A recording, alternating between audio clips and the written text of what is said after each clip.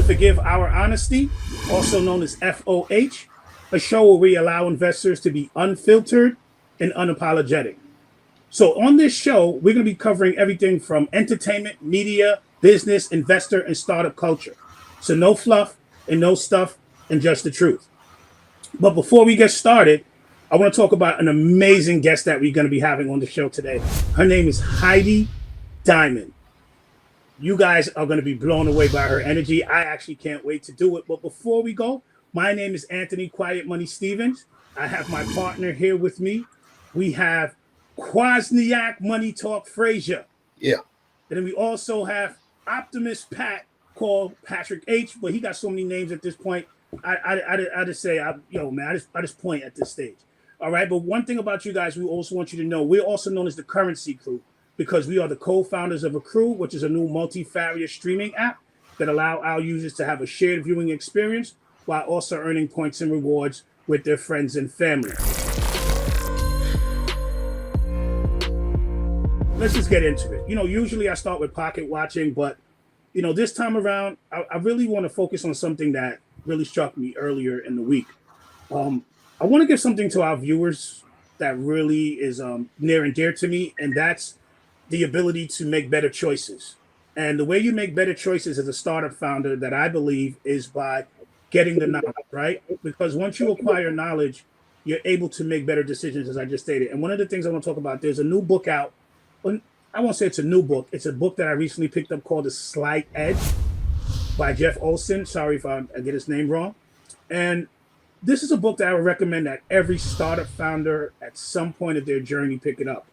And the reason, it's all about behaviors and habits. Basically, the things that are easy to do are also easy not to do. Did any one of you guys ever pick it up? Did Kwasniak or No, I didn't get to pick it up. Honestly. Okay, I'm going to make sure to share it with you guys. Bottom line is, guys, what I'm going to do is I'm going to put the link in the description for The Slight Edge. You can pick it up in the Amazon bookstore. I'm an audio guy personally. And this book is for any founder who just needs to understand the mindset of the little things that you think don't matter, they actually do, good or bad.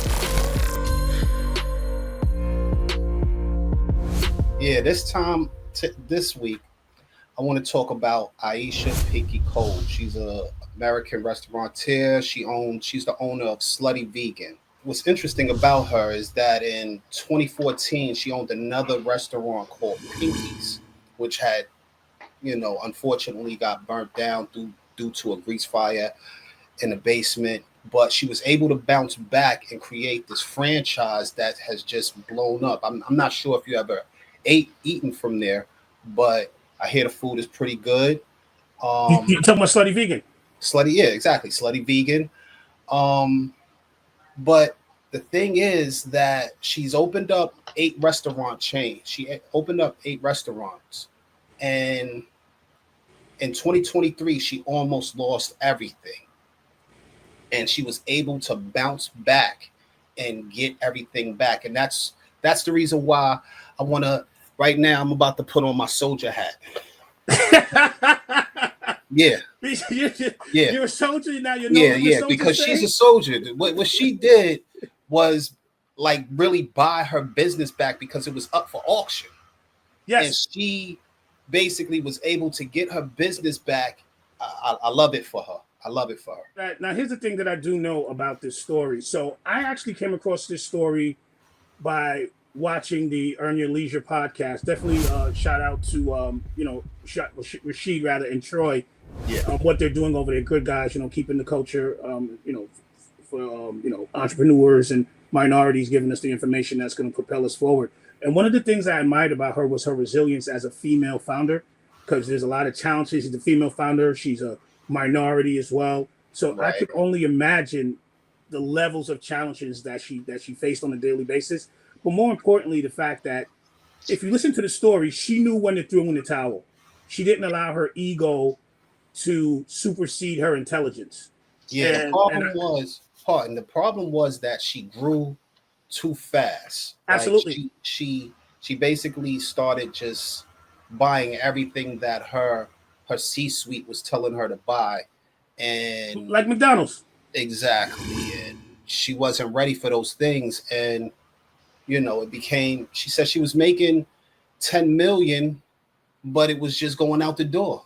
Like her overhead with payroll and things of that nature, it was just consuming her too much. So So she had an overhead problem. yeah, yeah, yeah, So it wasn't necessarily a business operational problem, it was an overhead problem. yeah, yeah, yeah. It just became too much. Female founders have a lot of challenges that she faced. And our next guest, as I mentioned at the top of the show, I think this is the perfect time to bring her in to talk from that position. So once again, please let's introduce Heidi, the Princess Cut Diamond. All right. Hey guys. First of all, Kwasniak, are you going to play poker or something? What's with No, this is the sunglasses and the frat rat backward hat? no. I'm representing for Pinky today. She's a soldier, so I had to throw on my camouflage. Well, first of all, props to Pinky because the name of her restaurant is Fab. I love the slutty vegan. Right. But I just looked her up. I'm here in New York. I just looked it up. There was a Harlem store and there was one in the Village, and both of them are permanently closed. Yeah. She's been going through a little problems, but she's making a comeback. She's making a comeback, and she's opening up another franchise called Vogies. So for Heidi, you're new to the show. So the first thing is, I know we're getting so ahead because we're so excited to have you. Give us a little bit of your background. Let's just start with your background, what you do, and then we're going to talk about your fund and everything else. Sure. I call myself a warrior. Man, I've been in it big time. I've been to court. I've been to jail, not as a resident, but I was a visitor when the eponymous owner of a public company called Martha Stewart Living Omnimedia went to the big house. And I snuck her in at her request, kumquats and iWedding solution. And I have many more good stories to tell. But talk about a badass herself, honestly. Tell us about your fund, right? Because you have a pretty interesting angel thesis. I have a lot of things. 125 Ventures is a fund that I'm a partner in. The GP is a great woman named Lorene Pendleton. We are not deploying at the moment, but the fund's thesis is all about the intersection of technology as it vectors to media, entertainment, and sports, with a big, big focus on women's sports. Lorene has raised 2 big funds for portfolio. Her Raising America Fund 1 and Fund 2. Now she's raising Fund 3 for them. We are in the midst of fundraising ourselves, but we're looking at things that are tangential to, in particular, to sports, fan engagement, NIL, bunch of things that are improving athletic performance, things along those lines. I also am a limited partner into another great fund called Carton Capital. CC Bellis is the GP, and it focuses on both healthcare as well as sports. CC was an athlete herself. I think she played tennis for Stanford. And then myself and a partner co-founded something called Angel Hive. Yes, I've been seeing that. We are an angel syndication, and we are focused on, no disrespect, gents, but we are focused on female founders whose mission has some kind of impact on women and or girls. I don't need to beat the drum about how women are underfunded. Not just women, but underrepresented founders, whatever that means, just don't get enough of the financing. And if we can put deals together and raise a couple of $100,000 on behalf of a founder that buys them a full-time employee or 2, buys them some meta advertising, buys them some overhead needs that they have. That's our plan. I'm a judge at many, many, many major pitch competitions. The most important being 43 North, which is the country's largest startup pitch competition. Five folks will get $1 million in equity funding. Whoa. Part of the efforts are you've got to do job creation. They're looking for economic development in Western New York. I've met 1 million VCs I end up doing business with. I've done a bunch of deals with folks that I've met, men and women, and it's a great organization. What are some internal red flags you'll catch in deals that founders usually aren't aware of? Such a great question. I'm so glad you asked that. And I'm going to start with my bitch session. Like what founders, how they piss me off, frankly. Okay. First and foremost is do your goddamn homework.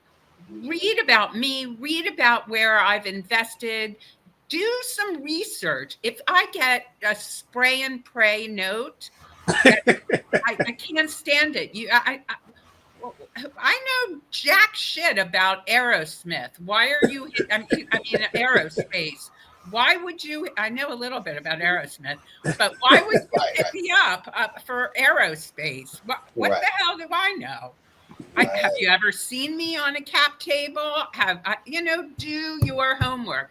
And these bullshit, like, standard, again, spray and pray kind of outreach, forget it. Right. I have zero interest. I don't even want to, I am so well taught by my mother about sending a note and responding and sending a thank you note and all that. Nowadays, I just can't even be bothered. You didn't take the time to learn about me. Why should I even give you the time of day? So number one, they have to learn more about Heidi first before even pitching to you. And then craft a communication that would make sense to me. Right. I see you only. I see you on Instagram. You love to eat out. I have a big restaurant idea. That would kind of make sense to me. All my Instagram is food porn about every restaurant that I eat out at. Kind of put two and two together, folks. Gotcha. So it kind of makes sense. And I'm going to be really sexist for a minute. Men are worse than women. No. In what capacity? And younger men, like, I have a startup idea. People, who are going to set the world on fire, so they think. No, so I had to get that off my chest. No, we want it. No, remember, we love your honesty. You're awesome. I am honest. I am nothing but direct. You will hear it from the horse's mouth. You transitioned from being like a television producer to becoming an angel investor. How did that experience shape you in terms of evaluating like companies that you want to work with? You know what? I've been a television executive. I've been a marketer, a programmer, I generate revenue. I had to learn every single discipline about the television business.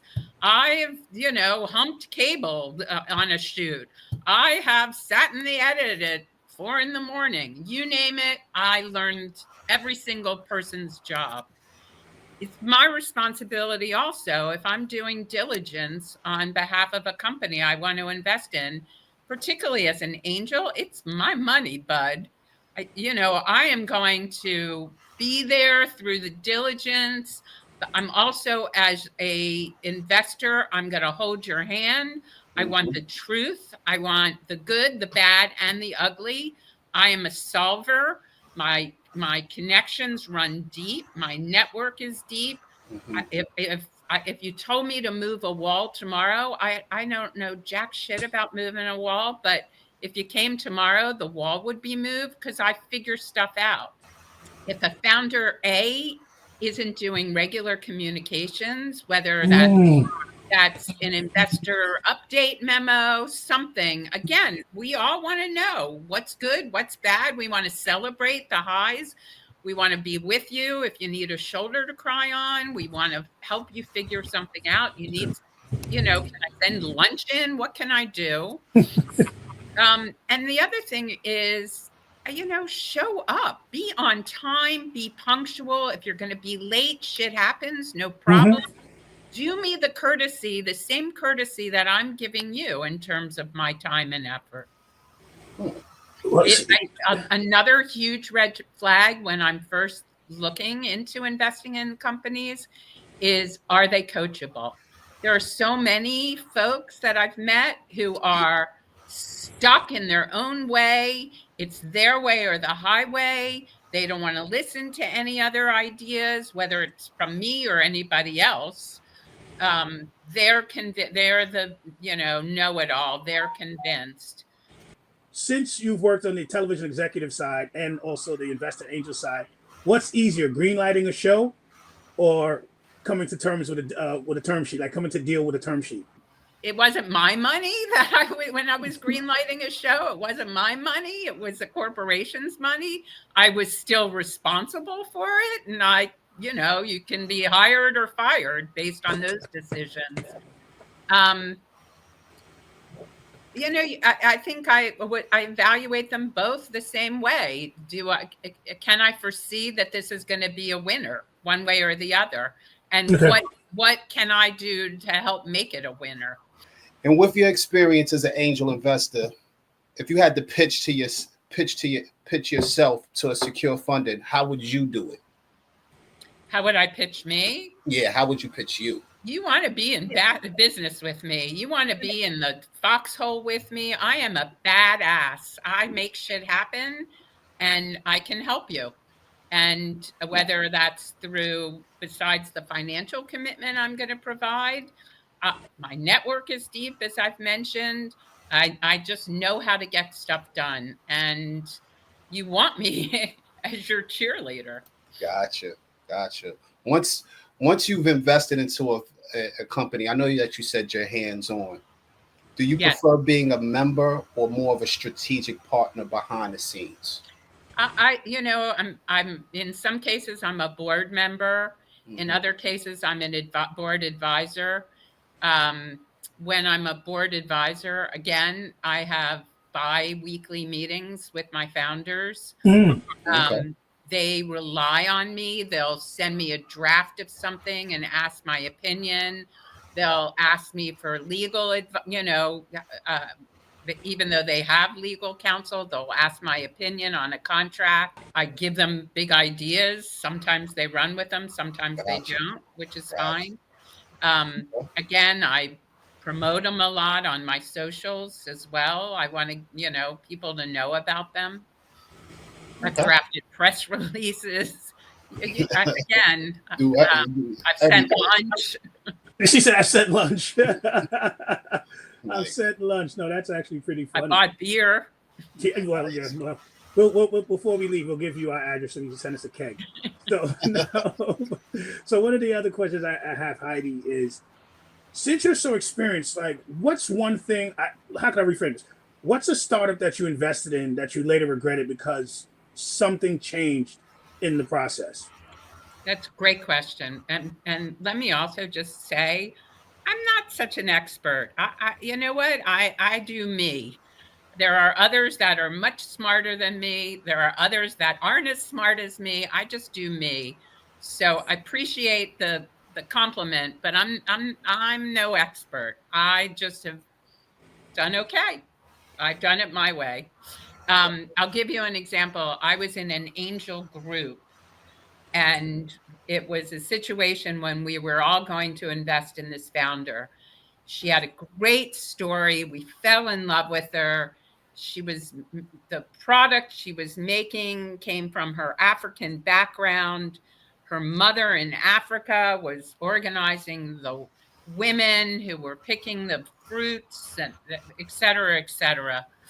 The packaging was great, and she already had gotten into Whole Foods. Wow. And we, as an angel group, there were 5 or 6 of us, we were ready to all put money in. And it was, a significant amount of money. It was a decent amount of money. It was meaningful to her. And she couldn't get her act together to get any legal documents. She couldn't put an SPV together. She couldn't go to her lawyer to do blah, blah, blah. Then she said the lawyer was sick. It was like Interesting. big red flag. Yeah. And I said, not putting my money there. And subsequently, reluctantly, the woman who's now my partner, she said, but we made a commitment. We made a commitment. I said, yeah, but I'm not putting money in when the girl can't even find an attorney. How difficult is that? Right. You've got other founder friends. Who did they use? Figure it out. Right. Subsequently, she never got, and she was doing really well when we were about to invest. She never got her act together. I don't know if any of my other my angel friends invested. My co-founder of my syndicate told me recently that she went Mahula, which didn't surprise me. And again, I trust my instincts. That was a big red flag to me. How could our viewers that follow us and at home reach out to you? Like, what do you want to know when reaching out to you? The best way to contact you via LinkedIn, a website, or email? How can they reach you? Yeah, hit me up on LinkedIn. It's great. I'm Heidi J Diamond, HEIDI J Diamond, DIAMOND. My Angel Syndicate, I'm Heidi, HEIDI, at angelhive.vc, or Heidi J Diamond at Gmail, or Heidi at diamondenterprises.me, Heidi at 125ventures.vc. Don't worry, Heidi. We'll list it all in the description for everyone. Yeah, all right, we're going to make sure that you're going to hit Heidi up. And like she said early in the conversation, guys, do your homework on Heidi. Don't send her a dog walking app or something that she has no. Really, that would be bad. Particularly if you know my feelings about pets. Yeah. So please, guys, let's respect her time and let's get her the good stuff. What we do right now, we have a segment called Sequel or Stop, and it's very simple. We pull up a trailer of a franchise that's either a reboot or a sequel, and we watch it and we determine, should they keep going or should they just stop this shit? How do I say goodbye? I'll admit, there were some bugs in my programming. It's hardly fair to blame Give it me a for chance, that. Heidi. Give it a chance. Don't need it, don't want it, never saw it, But you'll one never thing see hasn't it. changed. I will do whatever it takes to protect Katie. What the hell is this? You put me in this plastic Teletubby? Prove you can be trusted, maybe we'll give you an upgrade. What's Zero your interest. Zero interest. Zero. Don't have zero interest. Don't need it. Don't want it. We'll never watch it. Wow. You're not a big horror fan, huh? No. What's your take, guys? I take that back. I mean, give me a good Jordan Peele something. Yes. Right, This is not my jam. Gotcha. Megan, I like the first one, and I thought it should just stop. It's not giving like it. The first one didn't give me like I wanted more from the franchise. So I'm gonna say stop.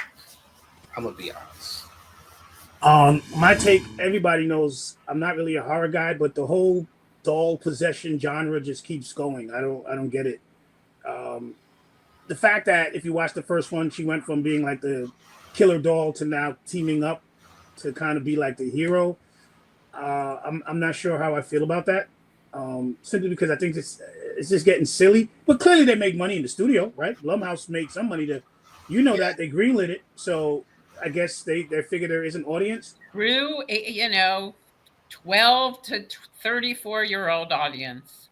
Right. You know what I love about that's who's paying the bills. You know what I love about you? Honesty. You still have not only just the honesty, she still has the executive hat on.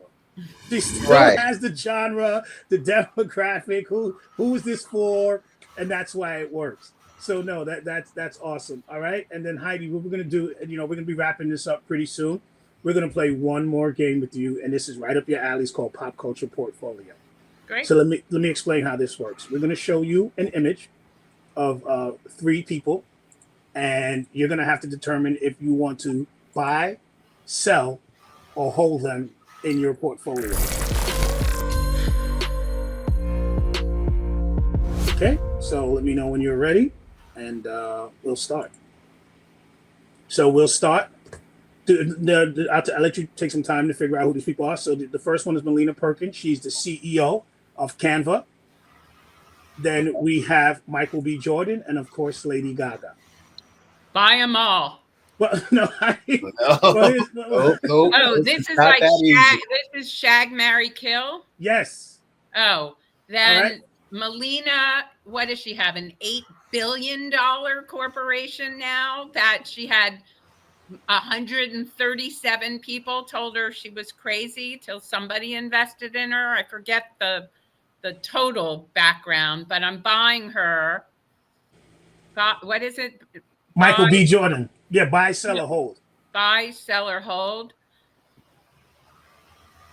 Oh God, I gotta hold both Gaga and Jordan. Jordan's got yet another new franchise. What is it? Sinners, Spinners. Mm-hmm. You got to sell one. You got to sell one. I can't sell anybody. I'm holding them. Come on, you got to sell. No, I'm not selling. So you're just keeping them all. You're keeping them. I'm keeping them all. All right, all right, that's fine. Kwasniak, what do we got? I gotta buy the owner of Canva. Okay. Yeah, she's Mega. enormous. She's orca big. Now between Gaga and Jordan, I'm gonna go with Michael B. Jordan. I'm gonna hold on to Michael B. Jordan. I'm gonna sell Lady Gaga. You don't like Lady that Gaga, she's does in that song. I feel like she's run her course with me, and I'm on to the next right now. And I love what Michael B. Jordan is bringing to the industry. I love him in Sinners, how he was able to be twin brothers, but still display a dynamic between two brothers, have different personalities. He wasn't like the brothers that were in Matrix. You remember Matrix, the two? Yeah, where they could finish each other's sentences and all of that. I hate those type of characters.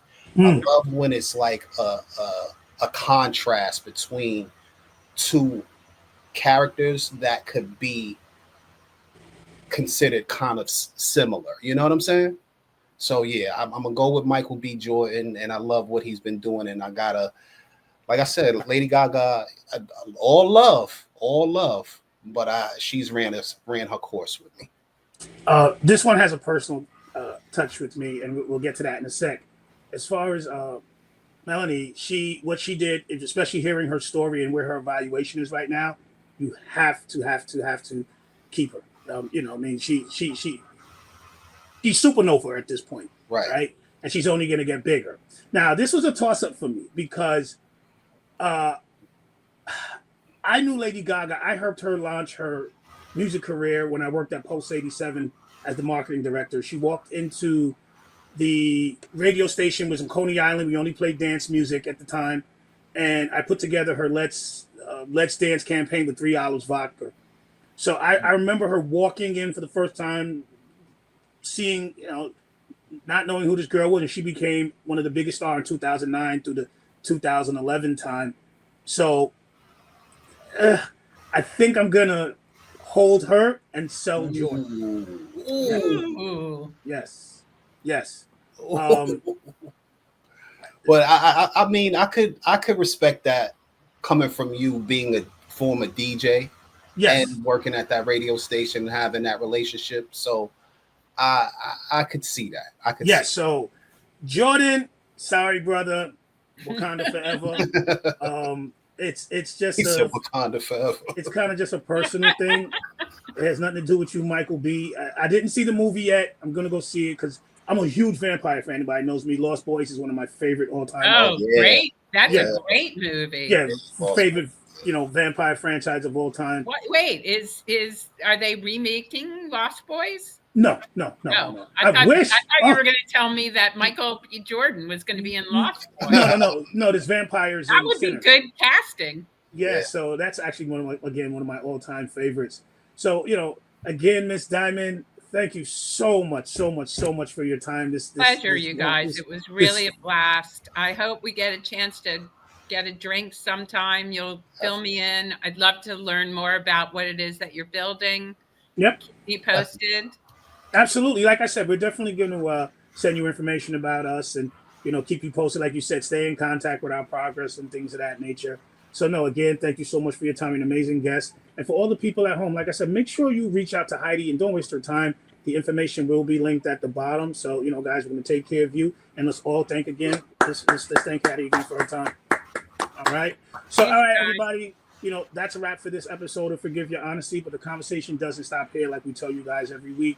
If you want to come on the show as an angel investor and you want to be able to talk about your fund, your thesis, and what you're looking for, this is the platform. This is a new way to get the message out, right? As opposed to people just bombarding you. Talk to the audience, right? The name of the goal is to attract, not chase. So let's do that. Let's keep the message going. And again, reach out to us. Let's make it happen. So until next time, forgive our honesty. Peace. Later. Peace.